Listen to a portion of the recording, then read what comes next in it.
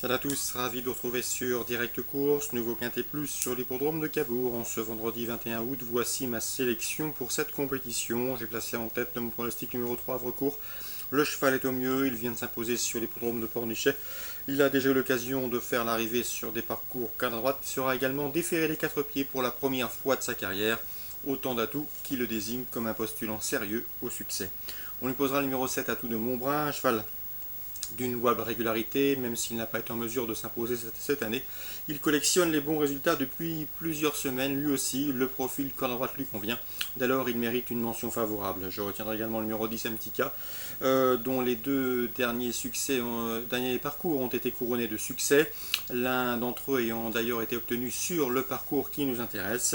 En dépit de son rendement de distance, elle mérite également de figurer en bon rang dans vos jeux. Le 3, le 7 et le 10 pour mes trois préférés dans cette course. On leur opposera le numéro 16 Alex le Winner, qui est sans doute le meilleur cheval en classe pure dans cette course, un cheval qui avait gagné, qui s'était mis en évidence l'été dernier à Enghien, signant 2 succès. Ensuite, le cheval a eu plusieurs mois d'absence, presque 8 mois. Il a maintenant 2 courses de rentrée dans les jambes, il faut commencer à mon avis à le suivre. Et ce, dès maintenant, il peut dès à présent figurer à l'arrivée d'un quintet comme celui-là. Le numéro 6, c'est Volcan du Biouet, c'est un cheval qui, pour sa dernière sortie, corde à droite, s'est imposé sur les programmes de Clairefontaine. Sachez également que le cheval a déjà gagné sur cette piste, dès lors, je le pense ici capable de venir brouiller les cartes et pourquoi pas inquiéter les précédents cités. Je retiendrai également le numéro 5, Valseur d'Edoux, qui vient de se classer 5e d'une épreuve de même facture, de surcroît sur le tracé qui nous intéresse. Certes, il ne semble pas avoir beaucoup de marge à ce niveau, mais déféré des 4 pieds, une place semble dans ses cordes. On retiendra également le numéro 14, Ulster des Caillants.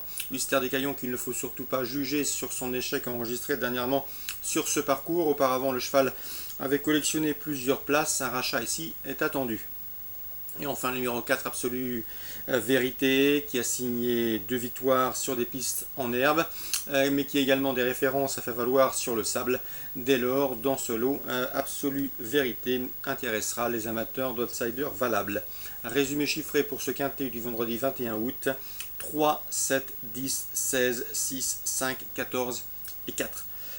La suite du programme en ce vendredi 21, en réunion 1 à Clairefontaine, j'aime beaucoup le 101 Almanzar, qui a gagné avec la manière le mois dernier à la Teste, et ce 2 ans devrait pouvoir confirmer sur la côte normande.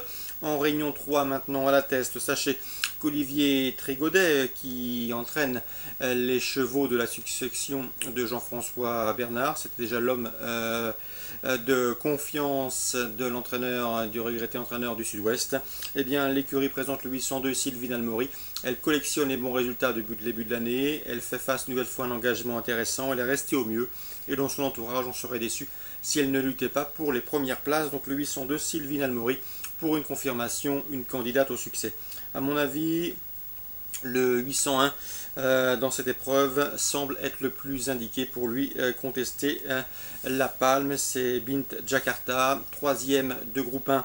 C'était courant octobre sur l'hippodrome de Saint-Cloud, où ce 801 terminé dans le sillage de Sylvine Almori. 801 qui devra accuser des progrès sur sa course de rentrée en demi-teinte sur l'hippodrome de la Teste. 802 et 801. Réunion 3, la Teste.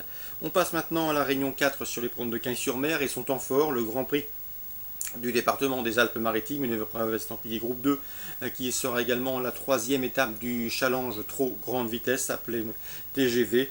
Dans ce lot, on retrouve au départ le 507 Roi du Lupin, on ne le présente plus à ce niveau de compétition, c'est sur le tout premier plan. Il a terminé 2e de cette course l'an dernier, je le pense en mesure de faire mieux cette année, même si c'est vrai que le numéro 7 en dehors, derrière la voiture sur ce mile, n'a rien d'un cadeau.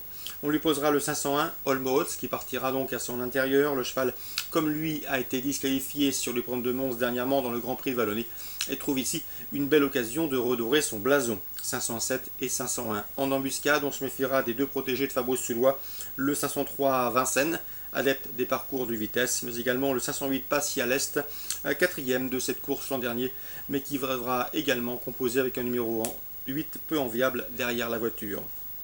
507, 501 pour les places, le 3 et le 8. Je termine maintenant avec la Réunion 5 à Cabourg. J'aime beaucoup le 407 Bacaragiel. À mon avis, ce cheval n'a pas les gains en rapport avec son potentiel.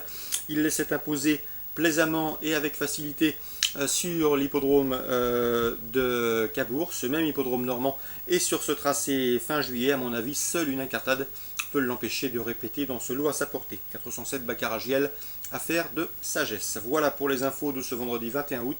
Excellent jeu à tous, bonne journée et à demain.